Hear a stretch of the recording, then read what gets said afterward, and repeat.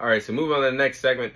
I'll be sharing my fight prediction for this weekend's fight taking place in the UFC between Tom Aspinall and Curtis Blaydes. So, Tom Aspinall will be defending the interim heavyweight championship against Curtis Blaydes in the co-main event of UFC 304.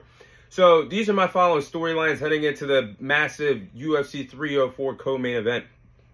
Which fighter is ready to send a message in the heavyweight division in the world of UFC and to the heavyweight champion Jon Jones? So, with that being said, the winner of this fight could be in line to potentially have a unification fight between the winner of this fight and the reigning and defending heavyweight champion of Jon Jones. Which the winner of this fight could get the opportunity to fight Jon Jones by the end of 2024. And I will say one thing before I move on. This is really bizarre that I understand that Jon Jones is still inactive and recovering from his injury that he suffered last year. But the fact that we are getting the interim championship last year when Tom Aspinall won it, it was to be the interim champion until Jon Jones did return. But Jon Jones hasn't been back for months. And the fact that there is an interim heavyweight championship on the line is pretty wild. And I hope by the end of 2024 that whoever wins this fight truly gets the opportunity that they deserve to be in line for a heavyweight championship fight against Jon Jones. Because it is really ridiculous that we are getting an interim heavyweight championship title defense when Tom Aspinall honestly could have been elevated to the heavyweight champion. I mean, it's well documented that Dana White praises Jon Jones every time he gets a chance to talk about who's the best in the UFC on his pound for pound list. I'm not saying that Jon Jones gets special treatment, but in any other division, the champion would have already been stripped of their title if the interim heavyweight champion or the interim champion held their interim title for this long. Just saying. But next storyline is revenge on the mind of Tom Aspinall?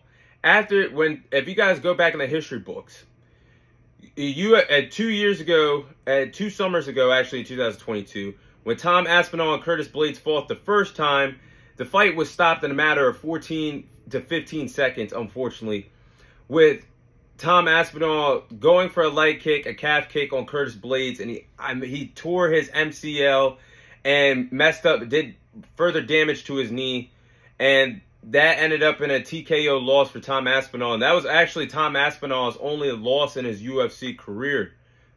And the fact that he is now getting his opportunity to avenge his loss in Manchester, England, in his home country of England, it's going to be interesting to see if he can get his revenge in the co-main event of UFC 304. But this is my tail of the tape for the fight. You have Tom Aspinall, who the interim champion, Tom Aspinall, who has 14 wins, 3 losses to his resume. He has 10 victories come away of knockout, 4 submission victories. The reigning defending interim champion, heavyweight champion, stands at 6'5" and has a reach advantage of 78 inches. Then you're looking at the challenger, Curtis Blaydes, who has 18 victories, 4 losses. He has 13 victories come away of knockout. He is currently the 4th ranked heavyweight fighter in the UFC. Currently stands at 6'4" and has a reach advantage of 80 inches. So the height advantage goes to the interim champion Tom Aspinall, but the reach advantage goes to the challenger Curtis Blaydes. So that could be something to look out for in this fight. These are the following game plans I do have for these respective heavyweights to follow if they want to walk out of Manchester, England, the interim heavyweight champion. So starting off with the challenger Curtis Blaydes. I think Curtis Blaydes has to out-wrestle Tom Aspinall. Tom Aspinall really hasn't been tested against grapplers since he's arrived to the UFC scene thus far, in my opinion. I think it'd be great for Curtis Blaydes to take the fight to the ground, make Tom Aspinall uncomfortable, winning the ground control game, shooting for a lot of takedowns early in this fight, and keep the fight on the ground as much as possible because we have not really seen Tom Aspinall tested in the grappling department thus far. Next, I think it's best for Curtis Blaydes to be alert defensively. Let's call a spade and call it what it is. Curtis Blaydes has been in the past on the receiving end of knockouts, and he's lost by knockout a few times in the UFC. And don't get me wrong, Curtis Blaydes has gone up against a lot of good heavyweight strikers in the past. And if he's not alert defensively against a good striker like Tom Aspinall, it could be a short night in the office for him in his quest to potentially be the interim heavyweight champion in the UFC. So he definitely has to be alert defensively throughout the entire duration of this fight, however long the fight goes on. And last but not least, Curtis Blaydes has to let his hands fly. Curtis Blaydes has to be active, letting his hands fly if he wants to go win this fight. He has 13 victories come away of knockout. He's a very powerful striker. Possesses a lot of power behind those ounce gloves. I think if Curtis Blaydes lets the hands fly and hurts Tom Aspinall, who has been stunned and hurt in the octagon before, he could have a chance of winning this fight and winning the interim heavyweight championship in the co-main event of UFC 304. But now let's start off with the interim champion Tom Aspinall. Tom Aspinall has to use his speed and athleticism quickly against Curtis Blaydes. For a heavyweight man that is around 250 to 260 pounds, the man moves around like a light heavyweight fighter that weighs 205 pounds. I mean, the man can move around quickly in the octagon, and I think if he uses his speed and athleticism quickly, he can tire out Curtis Blaydes and set up, and that could lead up to Tom Aspinall setting up traps early on and tiring out Curtis Blaydes early in the fight if he uses his speed and his athleticism.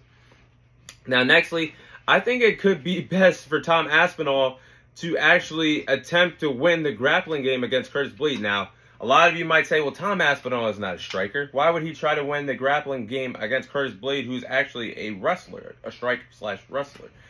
I think that something has been exposed in Curtis Blaydes' game in terms of the grappling.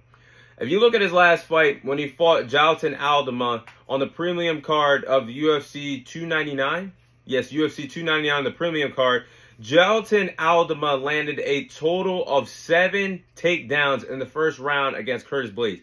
7 takedowns is a lot.